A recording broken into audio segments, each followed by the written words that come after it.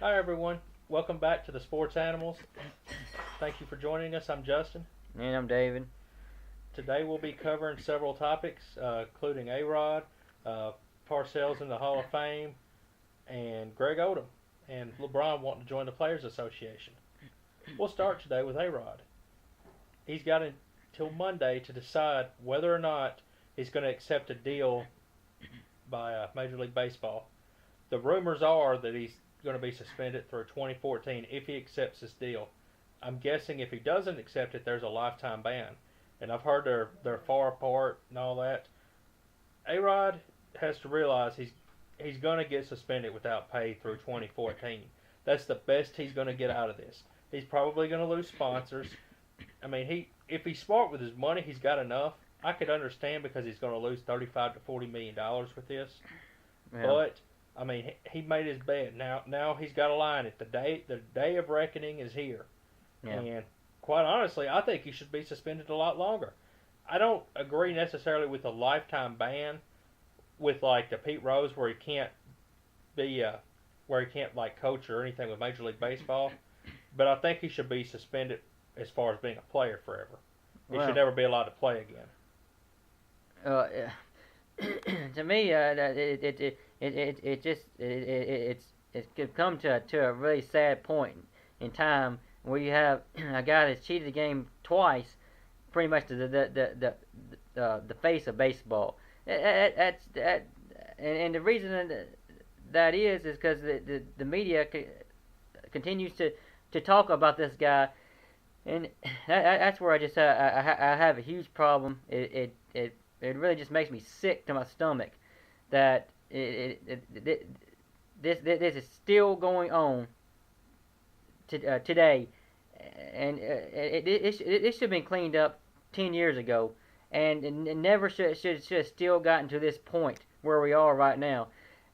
Um, my best bet though is probably A Rod does take this suspension to Monday because even if he's out for 2 years, but he's still going to be able to come back and play 3 more years and have $60 million left on his contract. So even though it's costing 35 to 40 million dollars, is that really a punishment?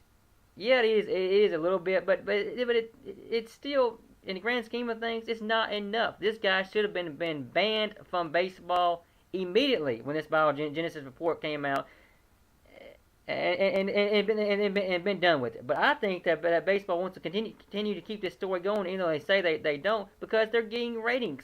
People are watching this stuff, sadly, and they care about that more than they do the integrity of the game. And what surprise with Bud Selig, because that's all he's really ever cared about is ratings and making money. Does anyone remember a couple of weeks ago when John Rocker I know ESPN's reported it. I don't remember who he talked to. I guess it was ESPN or somebody. John Rocker was telling them that regardless, right or wrong, baseball fans love this because more people were coming to the game. Games were on every night that normally games were on, like ESPN.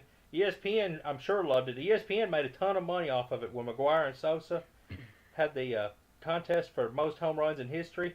I still think, by the way, Roger Maris is the real record holder. Yeah. Oh yeah. Roger Maris still should have the record as far as the 61 home runs go. And most people, even though Barry Bonds does have the record in the record book, can still consider Hank Aaron as the true home run king. Um, but and then also Nike, which was very smart in what they did, ended their contract with Ryan Braun. But I don't blame Nike one bit. There's no way that if I'm a company that big that I want to be associated with a cheater, and that's just point blank where they stood in that, and then they said we're ending your contract. And I guess he thought he was going to get caught. I don't know, wasn't going to get caught. I don't know if he was I guess he was arrogant, cocky, too prideful. Pride comes before the fall. Remember when Rafael Palmeiro was doing this in front of the camera? I have never taken steroids. Like Bill did with Monica. Of course, that's another topic for another day. And but turns out both of them were lying. And same thing with Braun. He's lying through his teeth. Yeah, that's a pretty good analogy right there. I like that a lot. Thank you. Yeah, no problem. But what's even just as bad, if not worse, is really the future of the game with these kids coming up from high school, trying to get that big major league contract, and really sad to say that they look at these guys like a Rod and Ryan Braun as heroes, because they're looking at these guys and they're probably saying to themselves too, well, I'm going to do everything I can to get that big multi-million-dollar contract too, if that means to taking steroids, PEDs, or what have you, and if I do get suspended for a year, I'm still going to be a multi-millionaire, so it's really not that big a punishment, and it's not going to be, the game's not going to be cleaned up. These young kids are going to continue to take steroids, in my opinion, and there was already a report that had come out that said A-Rod was giving these kids steroids through that biogenesis deal. So I mean, it's already happening. Well, half of baseball's problem, or actually a big part of their problem, is that there's no or that all the contracts are guaranteed. In the NFL, they can cut you tomorrow if they choose to. If they don't owe you the rest of the contract. If baseball would even go as far as to put in the contract that if you get caught for steroids, if you get suspended for steroids, this contract is null and void, and the rest of it's not guaranteed if that happens. I know the Yankees would love to void A-Rod's contract, and maybe they'll try it with this. We'll have to wait and see. I don't think it'll go anywhere because the contracts are sadly guaranteed. I mean, it's done wonders in the NFL. It would also help alleviate bad contracts. It would make it easier for teams to rebuild. Parity's pretty good in Major League Baseball right now, but I think it would get that much better if they would do this. Teams like the Cubs, who are in rebuilding, I think would rebuild a lot faster. Instead of it being 2 or 3 years away from contending, I think they could be contending right now or contending next year if that were the case. Well, yeah, especially with the well, that's what Sorrell Allen has never got dealt with called steroids and like that. But I mean, it was for his contract was for 8 years.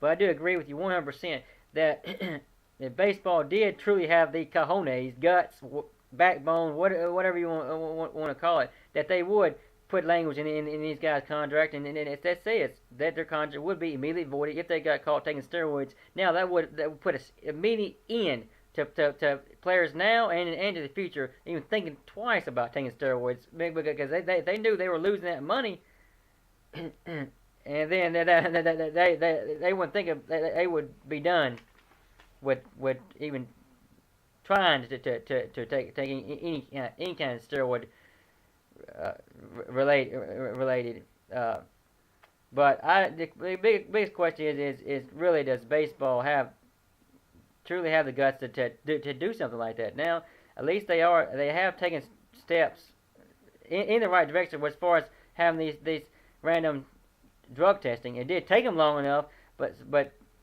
we know the NFL is refusing to do this. So I mean, pretty much what they had to do is just go one step forward. And the thing is, they have the pretty much the backing of the guys that are in charge of the Players Association, because he already came out with a statement saying he's not going to defend these USAIDs. It's a step in the right direction, but that being said, there's a whole lot more that needs to be done. Part of it is that the Major League Players Association is probably the most powerful union, public or private, on the face of the earth. I mean, it's, there's a lot of companies out there that are union and but the Baseball Players Union is by far stronger than any corporate union. Yeah, but the guy's coming out and saying that we're not going to defend these guys, then they shouldn't be worried about any kind of repercussions from the overall union. But they're still. They just like the cojones. Yeah, I think so.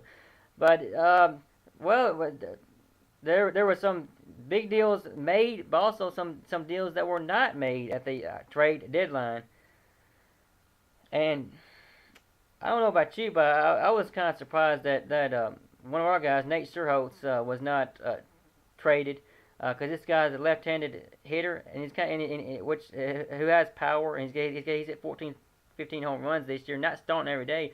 So I thought that they would find that they would find a team that would be interested in him and give up probably a mid-level prospect. But it turns out that we decided to be quiet on the deadline day and didn't trade anybody.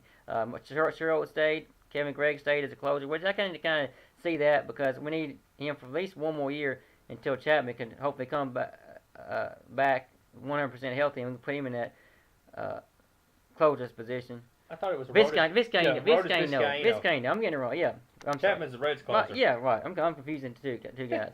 He may be headed up for Tommy John eventually. Yeah, but hopefully not though, for his sake. The Rhodes Vizcaino is this guy we're trying to hopefully be ready another year. So I can see with us keeping Greg, the Jesus, they like him, which I'm not crazy about him, but the organization likes him, and he has one more year left on his contract. So that was really no surprise for me as far as the Cubs' point of view goes. I don't know about you. Here's the thing though. July 31st was just a non-waiver trade deadline. You can still make trades and be eligible for the postseason until I believe it's midnight Eastern on August the 31st. The only thing is teams have to clear players have to clear waivers. You can put X number per day. I think they're on waivers for 72 hours, and it goes by reverse order in the standings. So a bad team could block a contender from taking a player. And at that point, they can, if a player is claimed, the team that the player, it's kind of complicated. Say, for instance, the Cubs put the Jesus on waivers. Marlins make a claim to block the Braves. The Cubs have a couple options. They can negotiate a deal with the Marlins. That's the only team at that point they can negotiate with.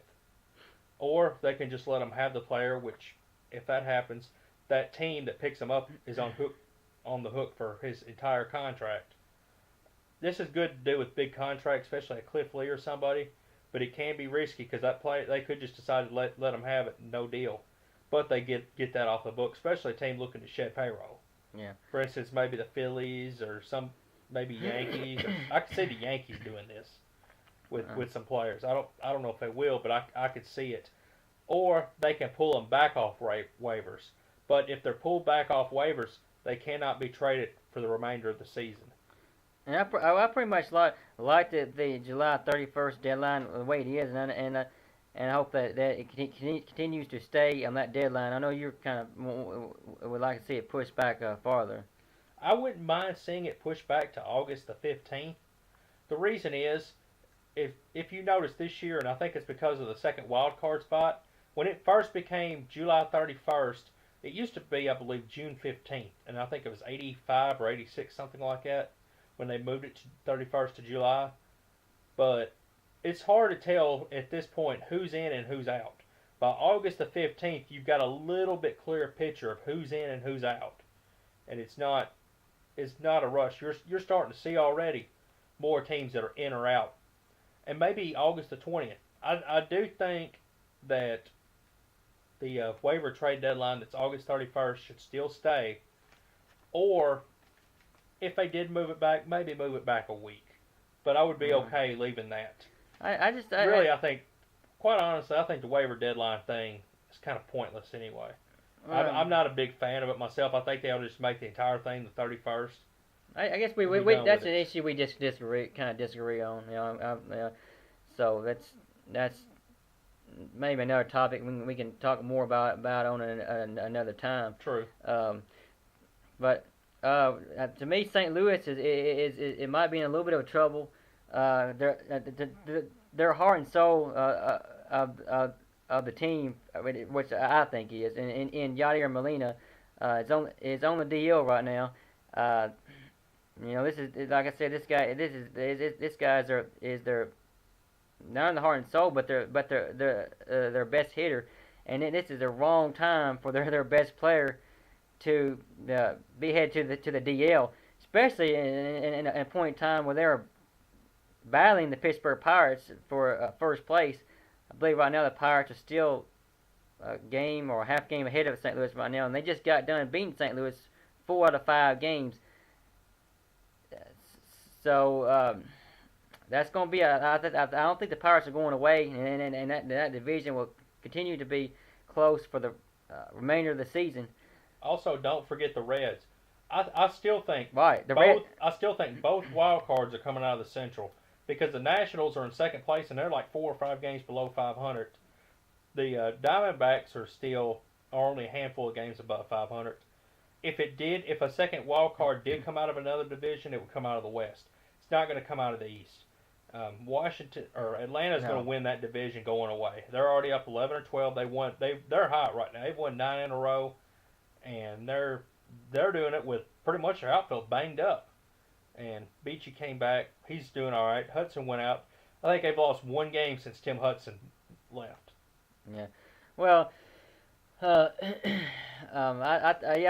been saying that for a little bit now about the Reds. Don't count the Reds out. The Reds are still very much into this thing, and they're only 4 or 5 games out themselves in the Central Division. So they could be one of the wild card spots still.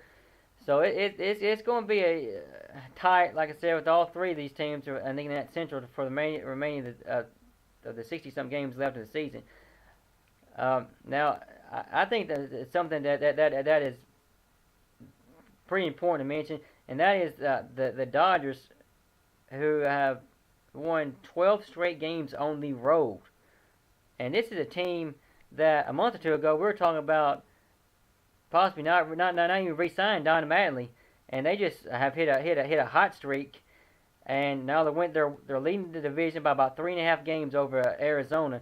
And the reason I first brought up about the 12 games winning on the road is because if this team does win this division and get into the postseason, then I think there can be a dangerous out in the playoffs, and teams better really look out for them. And also, call me crazy, but I think Yasier Puig should be at least mentioned as far as winning the MVP this year. This guy is really is one of the main reasons why they're doing as well as they are. He's got 11 home runs and batting 360 something. So even though he got caught up in June, I think this guy has to be up there in the race. He could very well be an MVP candidate. Now he probably won't get it because a lot of people confuse the MVP as most popular, like a popularity contest. MVP technically means most valuable player. Look at the value he's brought. All you have to do is look at the pre-Puig record and the post-Puig record, and it's complete opposite. He's pretty much taken over that team, put that team on his back as a rookie, and he has pretty much become, I guess, the Jason Varitek or the Derek Jeter or the Yadier Molina of that team. He's become pretty much the captain of that team. Yeah, and this is a guy who I cannot stand because he is so very arrogant. But, I mean, Larry Bird did one of the most arrogant guys in the history of sports, made a statement that is not bragging if you can back it up. And so far, Puig has backed it up and more so. Now, one person who hasn't backed it up is Jonathan Papelbon. He, as you know, he ran his mouth last week about wanting to be traded out of Philadelphia, and he's done this before in Boston. I thought it was funny, though. He had a chance to back it up the other night against San Francisco, had a save chance after they lost like 7 or 8 in a row, and he blows it. And he blows it at home. And, you know, I understand Philly's a tough crowd, and they end up losing 2-1, and he takes the loss. I didn't get to hear the fan reaction, but I'm sure it wasn't good. I know Saturday when he was facing the Braves in the top of the 9th inning, I was listening to the game on radio, and he threw 2 balls to the first hitter, and they started booing him. Now, I know Philly is a tough sports town. I mean, they booed Santa Claus. They booed Kobe Bryant, and still do boo Kobe every time he comes back to Philadelphia. But they booed Donovan McNabb when he was drafted. Yeah. But it doesn't surprise me with Papelbon. The guy creates drama everywhere he goes. And when Philadelphia signed that $50 million contract, I was like, what are they thinking? It's just stupid. I mean, why would you sign a guy like that to to that big of a contract for that many years. On top of that, knowing what he brings to the table. So I mean, to me, I'm done with that guy. Just by much as much as I'm done with A-Rod in the steroid deal. So I just really don't care anymore about it. So that's pretty much to me. I'm pretty much ending off that off with him. But Sadly, though, they need to. What he said was right as far as they need to rebuild that team. Now, I disagree pretty much with everything else he said. You know, he didn't come here for this. What person would, and all this bunch of garbage, more or less. Yeah. But I do understand his point. He's frustrated with losing, and let's face it, they were good. They'd won like 103 games and won the division the year before he signed, and since then they've done terrible. Yeah. They were 81 last year, and I mean they had to rally to get to 81 wins. They were in last place, if I'm not mistaken, for quite a while last year. Yeah. What's happened? They need to. He's right though. They need to tear that team down and rebuild because it's an old team. It's gotten old in a hurry. The Yankees need to do the same thing, but they're too prideful to do it. They're not going to do it. We know that the teams that need to do it, like you said, in Philly, and the teams that aren't going to do it, the Yankees, they're just not going to do it. So, you know, that's just pointless to even think that they are, because it's not going to happen. Now we had some. There's a little bit of NBA news going on, going around the wire right now. Pretty big, I think, or could be big. Greg Oden decided to sign with Miami on a 2-year contract, 1 year, and the option for a second year, and it was only worth like 1 point something million. Now, from what I hear, that the Pelicans also really wanted him, and he turned down more money with them to sign with Miami. Now, I'm guessing that maybe it was $4 to $5 million that the Pelicans were offering him, and he decided not to sign with them. This is a guy who still is only 25 years old, but right now everybody is always saying that he has been one of the biggest busts in the history of the NBA. Because he hadn't played in 3 years, and I really think a lot of people give this guy a lot of slack as far as calling him a bust, which, to my opinion, he has been a bust so far. But we have to remember, this is the same draft that Kevin Durant was in, and the Blazers had a #1 pick that year, and they could have drafted Kevin Durant. Instead, they decided to draft this guy, Greg Oden, and Kevin Durant fell to Oklahoma City Thunder with the #2 pick. So we see where this has gone over the last 5 years. Kevin Durant, one of the best players in the game, has already gone to an NBA Finals, led the league in scoring for the last 3 years, whereas this guy's been sent home for the last 3 years. So now moving forward, like I said, the biggest question with him is, can he stay healthy for a full season? And that's a big question, and it remains to be seen. We're going to see starting this upcoming season. I personally have my doubts, but say he does stay healthy for a whole season. He what does he do? He gives Miami what they were what they have been lacking this whole time. That's size, and he can help them as far as rebounding goes. To me, he gives them depth too. That's one thing. I mean, you got your stars there, but I mean the Bulls, when they were winning all those championships, they had their stars, but they also had a lot of outstanding role players. Steve Kerr came off the bench, was a good 3-point shooter. Good coach. Kukoc, Luke Longley, and of course Dennis Rodman. He was their main rebounder, and if I'm not mistaken, 1 or 2 others also. Yeah. Well, like I said, we'll just have to wait and see on this guy. We have to remember he's only played 80-something games over the last 3 to 4 seasons, I believe it is, when he was playing. So he's had 2 or 3 microfractures on his knees. So that's a big thing for a guy that is that big. Now he still, they said, he's lost a lot of weight, but he still weighs 275 pounds. So just imagine that the pounding that that's going to be happening every day. That he plays in a game, and so I personally kind of would like to see this guy be kind of like the Grant Hill story, and make this big comeback and Bill play for maybe 8 more seasons. Uh, I hate that he did go to Miami, but it is what it is. Um, but also, I think something's wrong. That to me, that it is really big going on around the league. Is apparently LeBron is saying that he wants to run to be the president of the Players Association, and I think if the players are smart, that they would vote this guy in because he would stick his neck out. I think for all players as far as getting the best contracts they possibly can get, and I mean we know he's a smart guy. He knows the game, and he knows all about that. He would be good to me as far as if they usually have a player rep. I wonder if in the past they've had a player rep as the president, or if it's an executive. My only thing would they have Derek Fisher has been the president for quite a while now. Because I know it's time consuming too to do this and play basketball 82 games a year. I mean, I know like in baseball, most teams have a union representative, and that he may be kind of like that.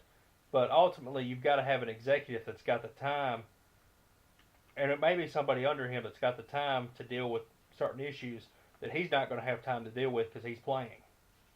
Yeah, but I think I think that he can do it because like I said, Fisher has been in that position for quite a while, and he's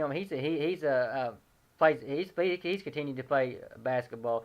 Now he's not a starter or anything like that. He comes off the bench, but he's still playing the games and still had to do that position. So I think that there's a difference. So LeBron's a star. He's one of the main players on his team. He's not a bench player. Yeah, but I really don't think it is because I think that this guy's still playing basketball. So I mean he's still having to do basketball and be in that position at the same time. So I think that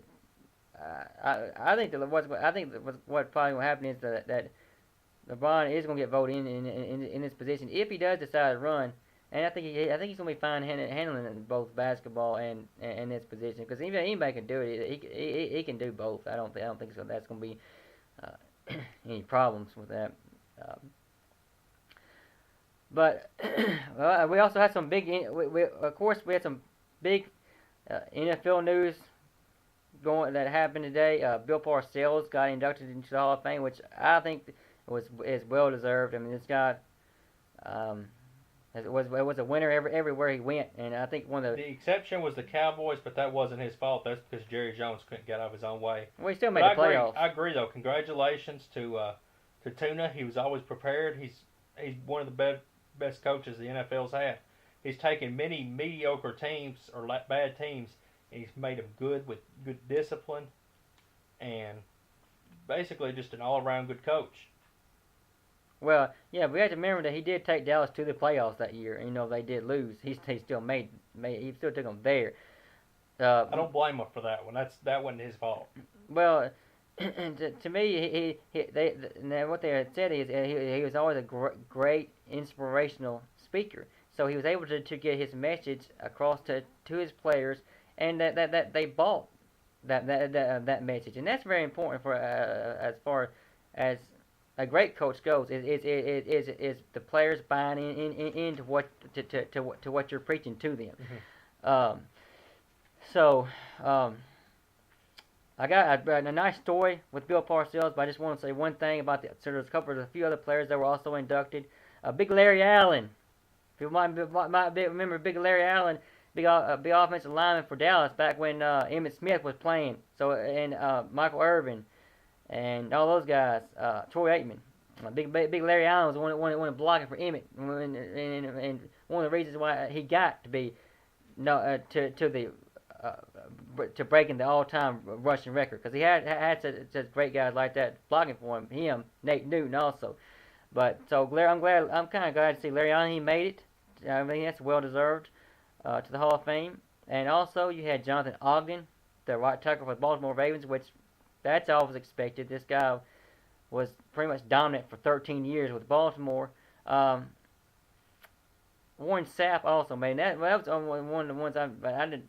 I always thought that guy was overrated when he played with when he did, and I kind of don't. I personally don't think he should have been inducted into the Hall of Fame, but he was the other one that also got inducted. uh, Now that story back to Bill Parcells I was telling you about, that was really good. Now if any of you watched that 30 for 30, you know that deal comes on ESPN. Comes on usually Monday or Tuesday nights. Yeah, I've actually never watched. I think I've watched one time. It was called the Broke episode. You probably remember that. I don't think I've ever watched one. Okay, well you all have to watch it sometime because it's really pretty good. I've seen the previews. I'm just usually not home on Tuesday night. But right. I know they've had some good ones that they've done with this 30 for 30. Yeah, it's really been very very popular as far as a lot of the people go, and it's getting a lot of views every time it's brought on. Now they did it 30 for 30 with Bill Parcells, and he shared a story with one of his players that he had drafted his first year as coach of the Giants. Now this would have been in 1983, and he took a player named John Tuggle. He was a running back out of Cal. Now this guy was the very last pick of the NFL draft. So we know what they call him, right? Mr. Irrelevant. Mm-hmm. So he was Mr. Irrelevant, John Tuggle. Now, but despite being that, he wound up making the team that first year, and he wound up being a pretty productive player for the Giants. So everybody thought Parcells and the whole organization thought this guy had a bright future, and they really liked him a whole lot. He was really making a big impression on the general manager, the owner, the whole organization as a whole. So he was going to prepare to come back for the second season, and sure enough, and a very unfortunate, sad event happened. He wound up finding a bump on his neck. He went to go get examined, and the doctor told him that it was a tumor. It was some kind of cancer that very few people survived. It was a very low surviving rate, and so sure enough, this guy wound up passing away in his sleep, and he was only 25 years old, and he didn't even be able to go on that second season to play. And if he had, he would have been on a Super Bowl winning team, because that's when the Giants won the Super Bowl in their second season. Well, Bill Parcells was really talking about this guy. He was saying how inspirational he was to him. He said that he was the most inspirational player that he had ever coached, and that's saying a lot, I think, for somebody like Parcells to say that. And he said this is a guy that a lot of people don't know about, and I didn't even know about him myself until just today. When I watched I didn't know about it till we were talking about it just before we went on. Right, and I just watched this today on SportsCenter, and they showed that clip with the Bill Parcells talking about this guy, John Tuggle. So people out there, if you're like me and Justin, and you know about this guy, then I recommend you going in and Google John Tuggle and Google that story, because it's really an inspirational story. One thing we've noticed too, that NFL training camps are starting. There's been a rash of injuries, particularly torn ACL injuries. It seems like players are dropping like flies. I know players get injured every year. There's even been debates on how long the preseason should be. I never seen anything like this. Some people say 4 weeks is too long. They've been talking about going to 18 games and 2 preseason games. I could see cutting the preseason, or maybe playing like a half. Maybe if they do 4 games, maybe a half instead of a whole game. Because usually by the third quarter, it's basically a D-League game anyway. Sort of like baseball is with spring training. Yeah. I can understand 2 and 2 for the revenue and all that, But the fact is, they're probably not making a lot of revenue in the preseason. Well, I don't know. No, I would say that they probably are doing pretty good because they charge season ticket holders full price for preseason games. So that's why I don't think that which I think is bullcrap. By the way, and if I was a season ticket holder, I'd be hot about that. So that's why I don't think that they'll ever cut the preseason. They'll keep it at 4 because these owners are making hands over fist money with these season ticket holders. I agree, though. It probably should be cut to 3 games because it is ridiculous how they do. I mean, they're playing the stars for the most part 1 quarter, and then they're playing these guys like you say. It's ideally you don't even know who these guys are. But I really have never seen anything like it as far as these players drop like flies with these torn ACLs. You've had Dennis Pitta, a Baltimore tight end, Jeremy Maclin for the Eagles, the wide receiver, and this guy and I really hate to see it happen to him because this is a guy who had 900 something yards receiving last year, 10 touchdowns, and this is his last year of his rookie contract. So he was getting ready to cash in and get paid. Right, and then this unfortunate event happens to him. So that sucks to be Jeremy Maclin right now. I just hope he can come back from it and still be a great player. But also you had I can't remember the name, but yet it was the Denver Broncos starting center. He tore his ACL, which I think that could prove to be pretty important if they can't find a replacement for this guy. And he guards for Peyton. So I don't know who they're going to replace him with. We'll have to wait and see on that. But also, the other guy was the defensive back for the 49ers. He wasn't a starter, I don't believe, so he wasn't that big a name as far as player goes, but it happened to him too. And the Chip Kelly era in Philadelphia has already gotten off to a bad start, at least on the injury front, and another distraction off the field. Right. Well, this thing with Riley Cooper, I'm sure all of you know about. He was at that Kenny Chesney concert, and he made a racial slur, which it's just stupid because you don't know as any kind of athlete that you cannot do something stupid like that and it not be put over the internet. I mean, today's technology world, it's going to be put out there. Now, what has happened? They say he has gone on taking a leave of absence. And, a leave of absence? I've never heard of that in the NFL. I hadn't either. I mean, are they gonna? What's the deal? I mean, I understand. Race is a tender topic, and it's 2013, but sadly, this stuff still goes on. And if you're a celebrity in particular, somebody who's in the public eye, you've got to realize that everything you do and say, you got to assume somebody's watching. Because odds are they are. Right. But the thing about this guy is that before all this went down, you told most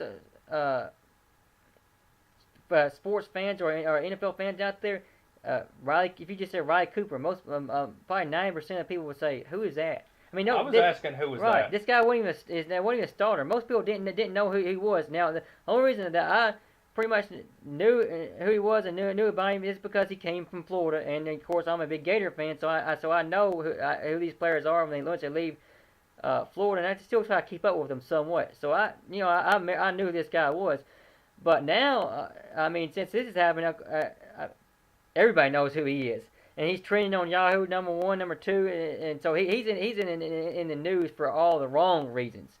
Now we say why. Is he going on a leave of absence instead of the Eagles taking a stance and just going ahead and say suspending him a couple of games?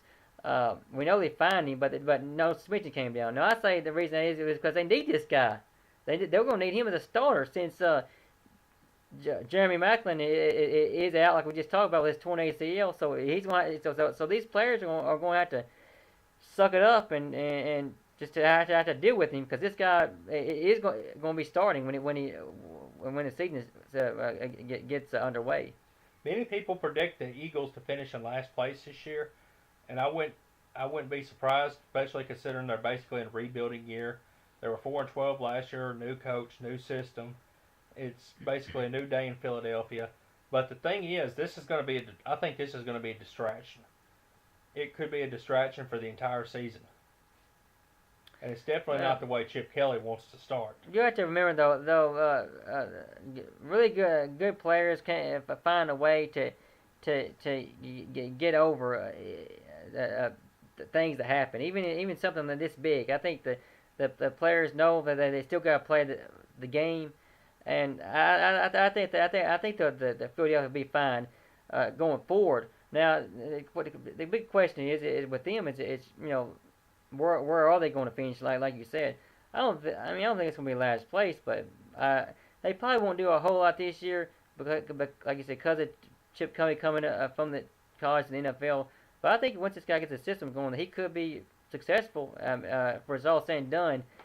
I think that they need to get Vic probably will not finish as a starter because he never stays healthy. So he works Matt Barkley on in there. Then I think that they could be on to something then. Chip Kelly could end up being a good coach. I don't think we're going to know either way this year. The thing is, if you look at it, the odds to me are against him. Now he could defy the odds and do it.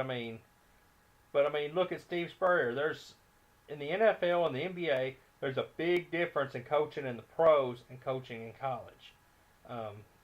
Yeah, but Carroll has done okay. Yeah, Pete Carroll's done great. Really, more times than not. Jimmy Johnson did great. He won 2 or 3 Super Bowls with Dallas. But how many coaches, and they're probably ones I've never heard of, have gone from college to the pros and did terrible, and then ended up back in college? I know the NBA is full of them. I can pretty well name a list. Yeah, but I think that you're starting to. I think you could start to see a trend happen where college coaches go to NFL and wind up being successful. Especially if Chip Kelly is ultimately able to pull it off and make the playoffs with Philadelphia. Because like I said, you already have seen it with Pete Carroll. Even though Pete Carroll was an NFL coach before he went to college. Because remember he coached New England. And then went down to college. So this guy really was an NFL coach before he did go coach at USC. I didn't realize that. To me, yeah. Now that you said that, that doesn't count because he was in the NFL beforehand, so he already knew the NFL. Yeah. In this case, Chip Kelly basically knows little to nothing about the NFL. No, but he's a smart guy, and I think that this offense is a very interesting offense. I think that. It has a chance of being very successful when it's all said and done. But I'm ready for NFL start. I have been for 2 months now. My Patriots are week 1. We open up with Buffalo, so that should be an easy win for us. Now I don't know who your Titans open up with in week 1. Doesn't really matter. We're going to probably. I hate to say it, we're probably going to lose. We were 6-10 last year. I think it's put up a shut up for Jake Locker. Starting to think maybe he's going to be a bust. Maybe he's overrated, but we'll see. We'll see what happens this year. I think 8-8 would be a good year this year. Sadly, I think part of the problem is I think we need a new coach. Muschamp to me is not the answer, or whatever his name is. Yeah, Munjak. Munjak. Yeah. Whatever his name is. Yeah. We were better off with Jeff Fisher, and he's going to do. I think he's going to have a good year in St. Louis again this year. Remains to be seen. I think they win 7 or 8 games in St. Louis. I don't think he won't put in the playoffs. I don't think. St. Louis. I just don't think they had the right quarterback with Sam Bradford. I just really never believed in that guy. But St. Louis will have a better record than the Titans. I think it's gonna be very much. I think it'll be close to being the same. I don't think it's gonna be much of a difference. There may be one more game, but we got. I am glad that we signed Danny Amendola from St. Louis, and this guy. Once again, if he can play full 16 games, he's going to really help Brady out a whole lot. And we got Julian Edelman coming back, who pretty much was playing actually more snaps last year than Wes Walker was before he got hurt and got his leg injury. So he's out. If he come back and stay healthy, then we won't miss a beat as far as Edelman taking over that slot position for Wes Walker. And we got the rookie Aaron Dobson and Josh Boyce already making an impact. So I'm ready to see what offense is going to do, and defense is going to be great this year, I believe, with Akeem Talib and David McGordy locking down in the secondary. Hightower, Dante Jones, Jones coming back, and Vince Wilfork, of course, going to be back again for his 10th season. So I think we got a great chance to make another run, and we'll see. So we'll see. But other than that, I mean, we've had a good show tonight. 45 minutes. I think it's been one of our better ones, if not our best one so far. Yeah, I think so too. So I think that this is a good time to wrap things up right now. Thankfully, no sniffles tonight. Right. Had a mosquito I had to kill, but that's all right. Yeah, right. But I'm David, though. I'm Justin. And this has been the Sports Animals 22. So if all of you please go ahead and check this video out, and also other videos that we've done over the last several weeks. Give us some hits, so we need them, and I think you will enjoy it. Give us your comments also, so look forward to being back once again next week. We would love corporate sponsorship as well. I might as well throw that in. Yeah, there you go. And help us go big time. We want to go big time with this. We want to go national. Right. We want to start getting paid. Yeah. Amen. All right. But I'm Justin. And I'm David, and y'all take care. We'll see you next time. Later.